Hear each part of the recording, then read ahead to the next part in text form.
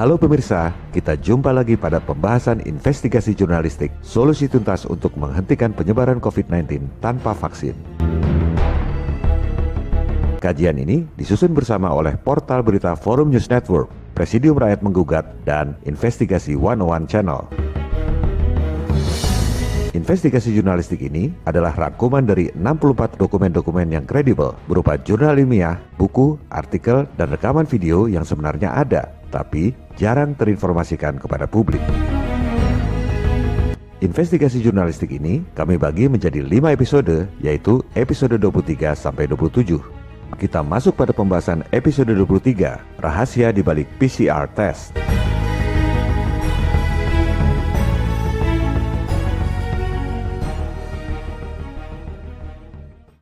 Kondisi yang terjadi saat ini adalah Jakarta genting COVID, PSBB. Perkantoran dilarang buka, orang tidak bisa bekerja, tidak bisa sekolah, untuk memutus mata rantai penyebaran COVID.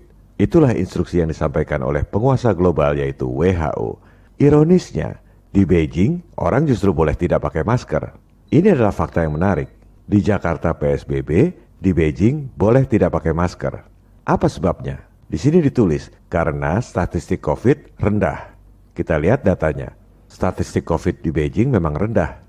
Jauh lebih rendah dibanding Jakarta atau Indonesia. Tujuan dari investigasi jurnalistik ini adalah membuat jumlah korban COVID menjadi rendah, bahkan bisa nol tanpa vaksin. Melihat fakta seperti ini, pasti ada yang ngomong, untung kita PSBB. Kalau tidak PSBB, jumlah korban pasti lebih banyak. Ini adalah opini tanpa dasar. Sama juga dengan mengatakan, untung kita miskin. Kalau kita kaya, pasti sudah dirampok orang. Inilah yang terjadi. Kebanyakan dari kita nggak bisa bedakan antara hipotesis dengan fakta. Apa sebenarnya bedanya fakta dengan hipotesis? Ini adalah definisi sains yang disampaikan oleh Discovery News. Bedanya antara fakta, hipotesis, dengan teori. Kita terjemahkan. Pensil jatuh ke tanah, itu adalah fakta. Kemudian orang mengatakan, pensil jatuh ke tanah karena gaya tarik bumi. Ini adalah hipotesis, bukan fakta. Dan ini adalah definisi dari sains. Pensil jatuh ke tanah karena gaya tarik bumi itu bahkan bukan teori. Teori yang sebenarnya menurut sains adalah pensil jatuh ke tanah karena ruang dan waktu melengkung. Inilah teori relativitas Einstein. Dan itu pun bukan satu-satunya teori. Tapi yang terjadi adalah hipotesis dipropagandakan sebagai fakta. Dari SD orang diajarkan bahwa pensil jatuh ke tanah karena gaya tarik bumi. Padahal itu sebenarnya hipotesis menurut sains, bukan menurut saya. Jadi semua ini terjadi karena kita nggak bisa bedakan antara fakta dengan hipotesis. Hipotesis disebut fakta. Kita lihat fakta perilaku terhadap warga. Di Cina, tepatnya di Wuhan, ribuan orang pesta tanpa masker. Ini adalah fakta. Padahal Wuhan adalah tempat pertama berjangkitnya COVID. Tapi di sana warganya diperbolehkan pesta di kolam tanpa masker. Sementara di Jakarta, anak buah Anies Baswedan, ini kata jpnn.com, bukan kata saya. Anak buah Anies Baswedan gotong peti mati keliling kampung untuk menakut-nakuti warga. Ini juga fakta yang menarik.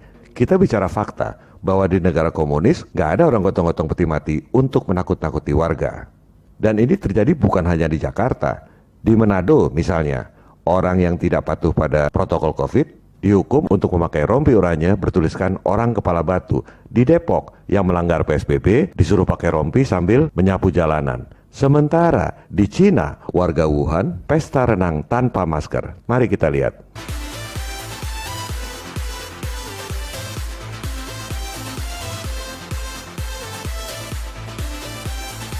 Nah, ini di Cina yang negara komunis. Kalau di negara kapitalis, Amerika Serikat misalnya, Presiden Donald Trump bersumpah tidak akan mewajibkan rakyatnya pakai masker. Tapi ya namanya presiden, tergantung gubernurnya. Bagaimana menerapkan peraturan di wilayah masing-masing.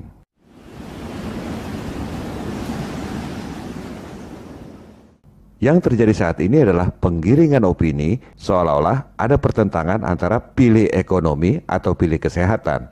Jadi digambarkan yang pilih ekonomi gambarnya duit, bahwa yang pilih ekonomi itu memikirkan duit, sementara yang dikorbankan adalah yang memikirkan kesehatan. Ini adalah analisis dari gambar yang ada. Kemudian ditambah lagi ada arit kematian yang siap mengancam. Ini adalah penggiringan opini yang sebenarnya adalah jebakan konflik buatan Nekolim agar rakyat perang sendiri.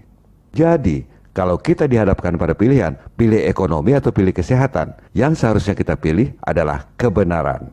Jadi, nggak usah pikirkan pilih ekonomi atau kesehatan, kebenarannya dulu yang harusnya kita cari. Sebab kebenaran ini nggak mungkin mengorbankan kesehatan. Kebenaran juga nggak mungkin mengorbankan ekonomi. Dengan memperoleh kebenaran, dua-duanya dapat. Ekonomi dapat, kesehatan juga dapat. Inilah prinsip dari jurnalisme sejati, yaitu mencari kebenaran sesuai dengan sumpah suci, the truth, the whole truth, and nothing but the truth. Kebenaran, kebenaran seutuhnya, dan tak ada yang lain selain kebenaran. Disinilah perlunya investigasi jurnalistik. Contoh investigasi jurnalistik yang bagus adalah yang dilakukan oleh majalah terkemuka The Economist dengan cover story bertajuk How Science Goes Wrong, tatkala sains dipenuhi perkeliruan. Para jurnalis mengungkap perkeliruan apa yang biasa terjadi di dunia sains, khususnya dalam penelitian. Sebagai catatan, spesies COVID adalah temuan baru sains. Memang majalah ini tidak menceritakan COVID karena ini sudah lama. Yang mereka ceritakan adalah bagaimana penyimpangan itu terjadi, khususnya dalam penelitian, bagaimana sebenarnya temuan-temuan sains itu banyak yang tidak bisa dipertanggungjawabkan. Dampaknya apa, solusinya gimana. Dan kalangan akademisi menerima kritik yang disampaikan oleh majalah The Economist ini. Kalau Anda ketik How Science Goes Wrong di Google, yang keluar bukan hanya artikel dari The Economist, tapi juga berbagai link dari berbagai universitas yang membagikan investigasi jurnalistik ini. Contoh yang lain adalah yang dilakukan oleh dua orang wartawan The Washington Post yang mengungkap skandal Watergate yang pada akhirnya membuat Presiden Nixon mundur. Kalau kedua wartawan ini tidak mengungkap informasi tersebut, pasti korupsi itu akan terus berlangsung. Semangat seperti inilah yang kami bawa dengan investigasi jurnalistik ini. Dan ini semua diperlukan karena sesuai dengan pernyataan yang terkenal dari Lord Acton, bahwa kekuasaan itu cenderung korup dan kekuasaan yang mutlak sudah pasti korup.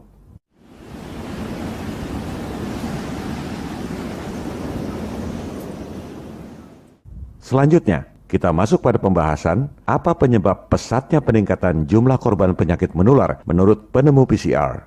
Kita ketahui bahwa saat ini alat yang paling diandalkan untuk mendeteksi COVID adalah PCR. PCR ini ditemukan oleh Dr. Kary Mullis yang kemudian memperoleh hadiah Nobel atas temuannya itu. Mari kita simak, apa penyebab pesatnya peningkatan jumlah korban penyakit menular menurut sang penemu PCR.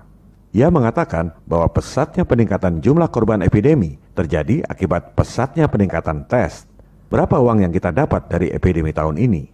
Epidemi terjadi karena kita dapat duit terus dari situ tiap tahun. The number of cases reported went up epidemically, exponentially, because the number of tests that was done went up exponentially. Betul kan? Jumlah korban epidemi yang dilaporkan meningkat pesat seiring dengan peningkatan pengujian. How many doctors knew about HIV in 1983? 2. How many knew about it in 1985? Say 500. How many knew about it in 1986? 40,000. So that's where the curve came from. How much money did we make off of HIV this year? And they could have plotted that, and it would have looked the same. And they could have said it's an epidemic because we're making more and more money off of it every year. Luar biasa. Berapa banyak dokter yang berani berkata seperti itu? Kary Mullis adalah seorang dokter aktivis, bukan dokter antek globalis atau nekolim. Perhatikan kata kita. Ia menyebutnya kita. Jadi statement itu adalah otokritik buat kalangan dokter dan saintis dari seorang pemenang hadiah Nobel. Yang disampaikan oleh Dr. Kary Mullis itu adalah fakta. Tadi di awal kita sudah jelaskan, fakta itu contohnya pensil jatuh ke tanah, itu fakta. Kalau pensil jatuh ke tanah karena gaya tarik bumi, itu adalah hipotesis yang dikira fakta oleh sebagian besar orang. Kita lihat faktanya. Tingkat penularan COVID pesat luar biasa. Buktinya banyak orang yang terpapar COVID. Faktanya adalah statistik tinggi itu disebabkan karena hasil tes. Kalau hasil tesnya positif, disebut terpapar COVID. Kalau banyak yang hasil tesnya positif, disebut korban banyak karena tingkat penularannya tinggi. Kalau hasil tes negatif, orang tak disebut kena COVID. Kalau semua orang yang dites hasilnya negatif, disebut COVID sudah tidak ada. Itu semua karena hasil tes. Persis seperti yang dikatakan oleh sang penemu PCR. Lantas orang mengatakan, itu banyak yang mati. Kamu gila apa? Ada 100 dokter mati. Kamu masih nggak percaya? Kamu itu denial, membahayakan orang. Coba kita lihat faktanya. Disebut mati karena apa? Karena hasil tesnya positif kan? Kalau hasil tesnya negatif, nggak disebut mati karena COVID. Faktanya, yang mati itu adalah yang punya penyakit bawaan. Nggak ada yang mati karena COVID doang. Dan kebanyakan karena ditambah stres dan rasa takut, mengakibatkan imunitasnya hilang dan akhirnya mati. Kemudian, ada orang tanpa gejala. Kenapa bisa begitu? Faktanya karena hasil tes. Orang nggak sakit, hasil tesnya positif. Maka disebut orang terinfeksi tapi tanpa gejala. Ada orang sembuh sendiri, itu karena hasil tes. Sekarang dites hasilnya positif, disebut kena COVID.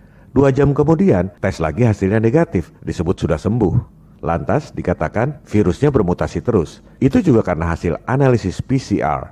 Sekarang terdeteksi urutan genetiknya seperti ini. Besok hasil PCR urutan genetiknya beda, maka disebut virusnya bermutasi. Oleh sebab itu, sangat penting kita memahami fakta tentang cara kerja PCR.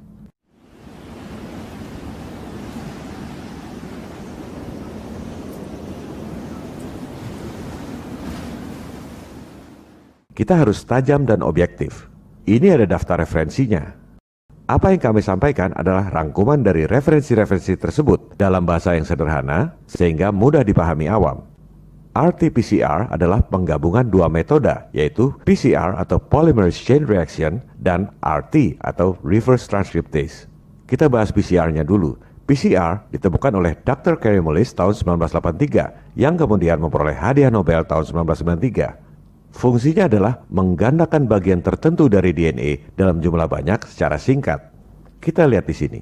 Bahasa sederhananya adalah alat untuk menggandakan jempol Anda yang ada sidik jarinya. Dari 1 jempol Anda menjadi 1 miliar jempol dalam 30 kali putaran. Itu luar biasa.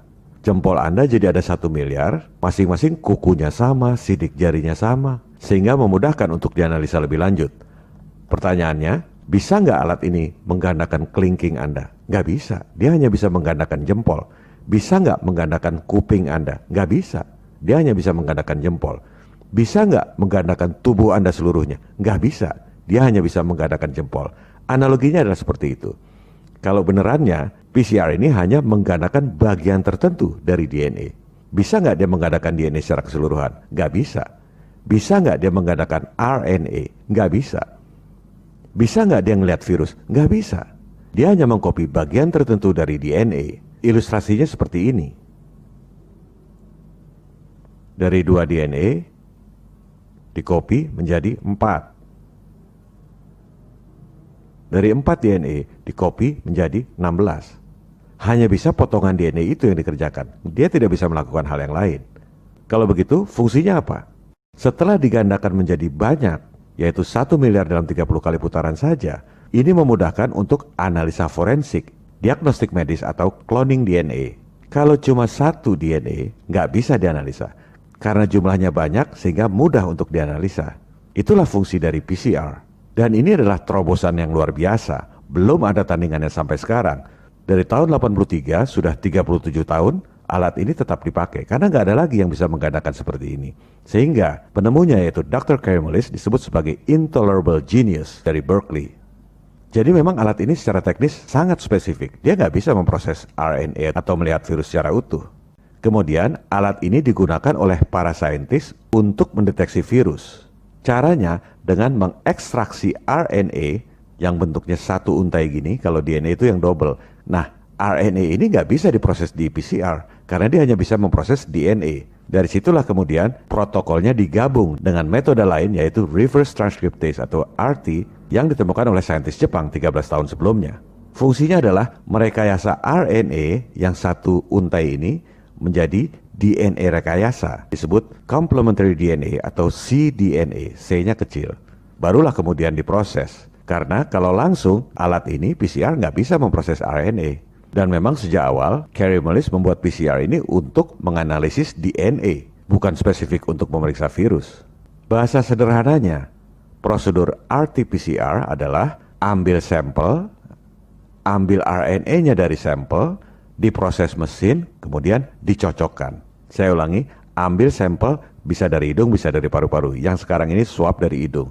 Dari sampel itu, RNA-nya diambil, kemudian dimasukkan. Kita sebut aja ini sudah gabungan, yaitu RT-PCR, diproses mesin, hasilnya kemudian dicocokkan. Terus, vonis bahwa Anda terinfeksi COVID atau tidak, caranya gimana?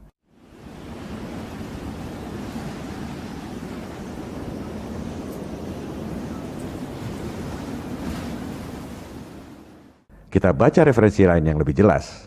Kuncinya adalah 3 garis ini. Pertama di sini disebut jumlah cycle atau putarannya, garis yang ini.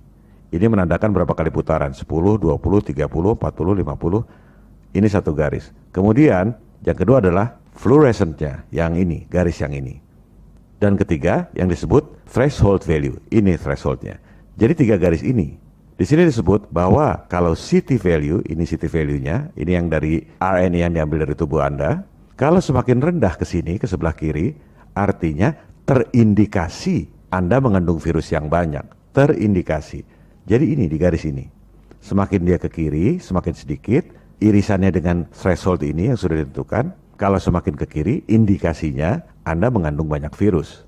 Kemudian, di sini disebut kalau kurang dari 40, berarti dianggap Anda positif. Jadi kata kuncinya adalah indikasi. Kalau semakin ke kiri, bertemu dengan garis ini, indikasinya virusnya banyak. Kalau kurang dari 40 irisannya ini, maka dianggap hasilnya positif. Nah, jadi nasib Anda terinfeksi COVID atau tidak, PSBB atau tidak, di PHK atau tidak, adalah tergantung 3 garis ini. Virusnya kelihatan nggak? Ya enggak. Nggak kelihatan sama sekali virusnya. Ini adalah fakta. Orang pikir dengan PCR mungkin virusnya kelihatan. Padahal tidak. Tergantung settingan 3 garis ini. Kalau kena di sini maka dibilang, oke, Bapak kena COVID. Ya ini karena ngeliat garis ini virusnya nggak kelihatan. Kemudian, kalau virusnya nggak pernah terlihat, urutan genetik COVID-nya yang mana?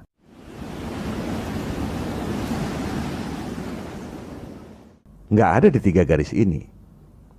Anda harus lakukan investigasi sendiri. Ini ada dokumen yang diunduh dari situs resmi WHO. Judulnya, Protokol Real-Time RT-PCR untuk pendeteksian SARS-CoV-2 atau COVID-19. Di sini disebut bahwa berdasarkan urutan genetik COVID yang pertama yang dibuat tanggal 11 Januari 2020. Protokol ini dibuat oleh Institut Pasteur di Paris. Dokumen ini bisa Anda unduh dari situs resmi WHO.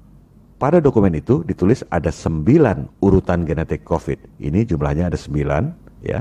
Jadi urutan genetik yang disebut urutan genetik COVID ini diolah, dijadikan parameter untuk kemudian dituangkan dalam bentuk garis-garis ini.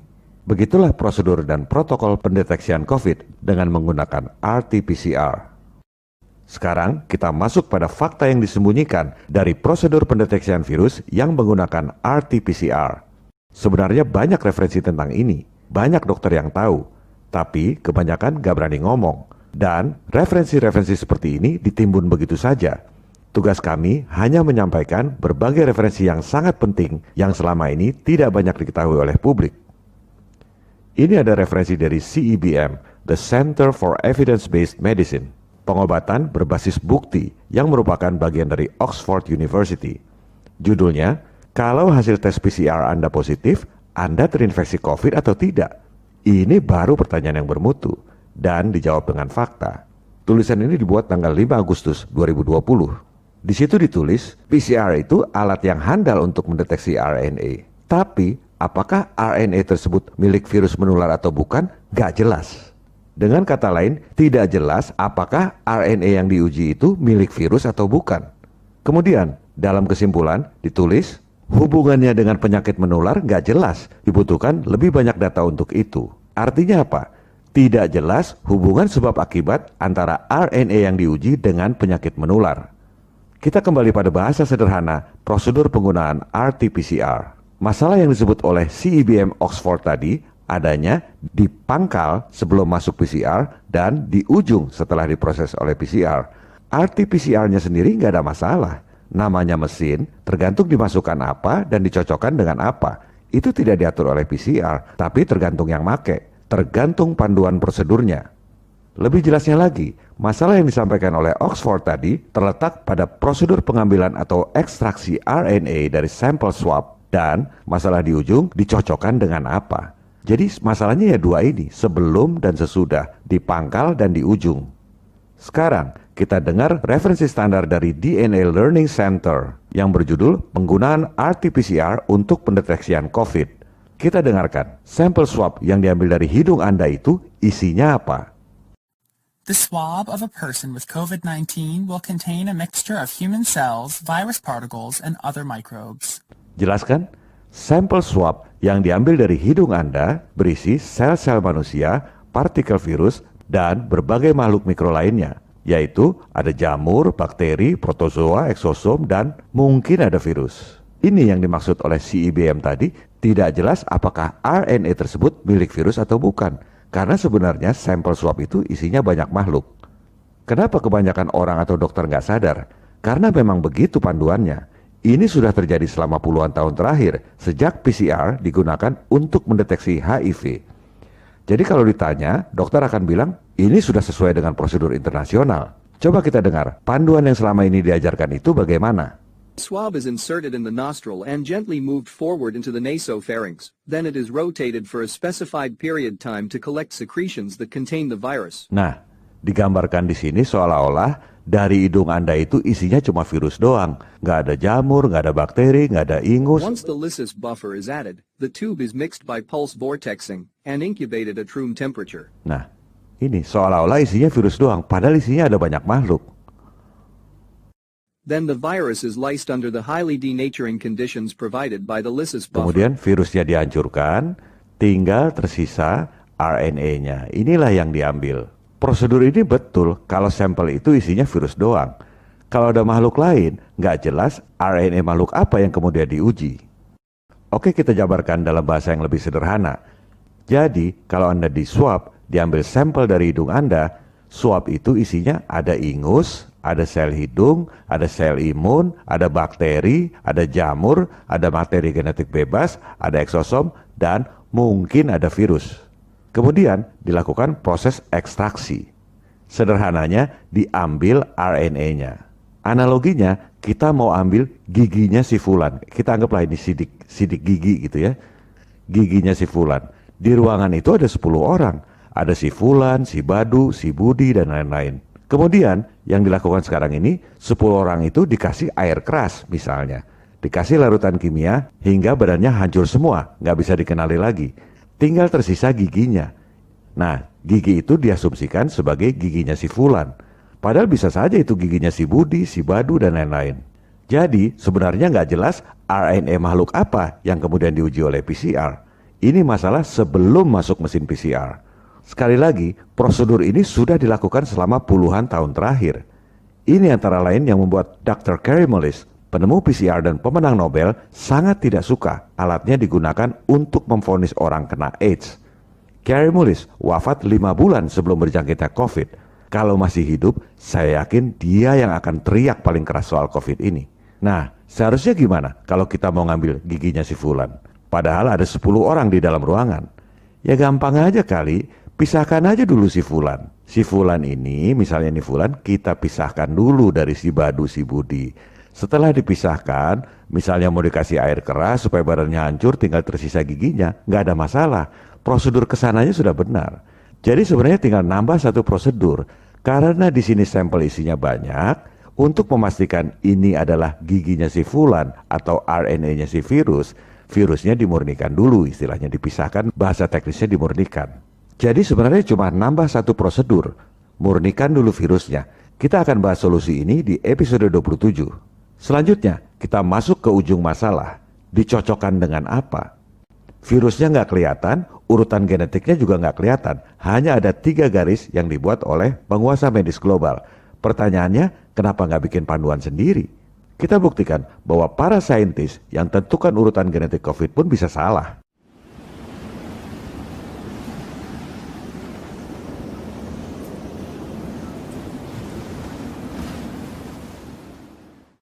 Kita kembali pada protokol yang dibuat oleh Institut Pasteur yang sangat kredibel, yang kemudian diunggah di situs resmi WHO. Ini adalah panduan buat seluruh dunia. Tadi sudah kita singgung, ada 9 nomor kode. Ini adalah 9 nomor kode yang disebut urutan genetik COVID. Anda perhatikan urutan genetik yang nomor 2. Kemudian Anda ambil data dari sumber lain, dari NCBI, the National Center for Biotechnology Information. Isinya tentang urutan genetik Homo sapiens, urutan genetik manusia, urutan genetik Anda sendiri. Ini urutan genetiknya. Sekarang, coba Anda bandingkan. Urutan genetik yang sebelah kiri ini adalah urutan genetik COVID. Urutan yang sebelah kanan ini adalah urutan genetik manusia. Ini dari sumber yang berbeda. Ya, coba kita sandingkan supaya gampang dibandingkan. Oke, kita ulang dulu sebentar. Urutan genetik COVID itu yang sebelah kiri, yang dibuat oleh Institut Pasteur di Paris. Yang sebelah kanan ini urutan genetik manusia, yang diarsipkan di NCBI. Yang sebelah kiri urutan genetik COVID kita taruh di atas. Nah, urutan genetik manusia kita taruh di bawah. Coba kita sama-sama lihat, ini identik atau tidak urutan genetik COVID dengan urutan genetik manusia. Kita lihat, C, T, C-nya 3 kali, T-nya 3 kali, G, T, T, G, T, G, T, T, G, T. 100% identik. Padahal ini katanya urutan genetik COVID. Ini urutan genetik manusia. Ternyata sama. Jadi, cDNA COVID yang dijadikan patokan tes PCR itu ternyata salah satunya adalah DNA Anda sendiri. Kita kembali pada bagian yang sederhana tadi. Sampel swab dari hidung manusia diproses mesin, kemudian dicocokkan dengan yang katanya DNA COVID, ternyata adalah DNA Anda sendiri, DNA manusia. Ya jelas saja banyak yang cocok. Makanya angka statistik korban itu menjadi sangat tinggi. Ada orang tanpa gejala, orang sehat karena hasil tesnya positif, maka disebut kena COVID. Karena apa? Ya di sini sampel hidungnya dicocokkan dengan urutan genetik manusia, jelas saja dia positif. Kemudian ada pasien yang tidak diobati, ternyata sembuh sendiri dan lain-lain. Pertanyaan yang logis adalah, kalau swab dari hidung manusia dibandingkan dengan DNA manusia, kok hasilnya nggak selalu positif? Kok banyak yang hasilnya negatif juga? Berarti saya bukan orang dong. Nah, disinilah Anda harus jeli membaca fakta. Faktanya adalah, ini fakta dokumen, bahwa salah satu urutan genetik pada protokol Pasteur adalah urutan genetik manusia. Kemudian ditanya, kok nggak semua hasil tesnya positif? Anda lihat faktanya, bahwa urutan genetik manusia ini adalah 1 dari 9 urutan genetik pada protokol Pasteur. Faktanya, kita tidak tahu urutan genetik mana yang digunakan. Ini yang seharusnya kita tahu. Kemudian, kenapa nggak semua hasil tesnya positif? Karena protokol Pasteur ini pun bukan satu-satunya protokol. Faktanya, kita nggak tahu protokol mana yang digunakan untuk tes PCR kita. Dan itu yang kita seharusnya tahu. Dan yang ketiga, kenapa hasilnya nggak selalu positif? Karena sampel swab dari hidung kita ini isinya banyak makhluk mikro. Ada ingus, ada sel hidung, ada sel imun, ada bakteri, ada jamur, ada materi genetik bebas, ada eksosom, dan mungkin ada virus. Nah sekarang, dengan prosedur ekstraksi yang ada sekarang ini seperti main lotre, semuanya dihancurkan, dikasih kimia, semuanya dihancurkan. Kemudian RNA yang tersisa itu diasumsikan sebagai RNA virus. Terus kenapa hasilnya nggak selalu positif? Ya tergantung. Kalau dari hasil lotre ini, sel hidungnya yang diambil RNA-nya, ini adalah RNA dari hidung Anda, dicocokkan dengan DNA manusia, barulah tesnya positif. Nanti 2 jam lagi Anda tes lagi, kebetulan hasil lotrenya yang keambil bakteri. Kemudian dibandingkan dengan urutan genetik manusia, ya negatif walaupun ini sampel dari hidung dibandingkan dengan urutan genetik manusia. Kemudian nanti pasti ada yang ngomong lagi, ini sudah dimurnikan, ini namanya ekstraksi RNA, itu sudah dimurnikan RNA-nya. Iya dimurnikan dari campuran lemak. Si makhluk mikro ini udah hancur semua jadi lemak, nyampur, baru diambil RNA-nya seperti lotre. Bukan ini yang diperlukan, ini adalah prosedur yang memang sudah berjalan puluhan tahun terakhir. Jadi ini prosedur yang sesuai dengan acuan internasional. Yang kita butuhkan bukan ini. Dan ini yang membuat antara lain Dr. Kary Mullis, penemu PCR, paling nggak suka alat ini digunakan untuk memvonis AIDS. Jadi yang kita perlukan di sini adalah pemurnian virus. Jadi pemurnian virus ini beda dengan pemurnian RNA. Pemurnian virus ini makhluknya masih utuh. Virusnya diambil dulu, baru kemudian diekstraksi RNA-nya. Jadi banyak yang nggak bisa bedakan antara pemurnian RNA dari campuran lemak dengan pemurnian virus sebagai makhluk utuh, baru kemudian diekstraksi RNA-nya. Episode ini sudah terlalu panjang. Kita sambung pada episode 24 tentang fakta, itu virus atau bukan. Viva Republik Indonesia. Salam People Power.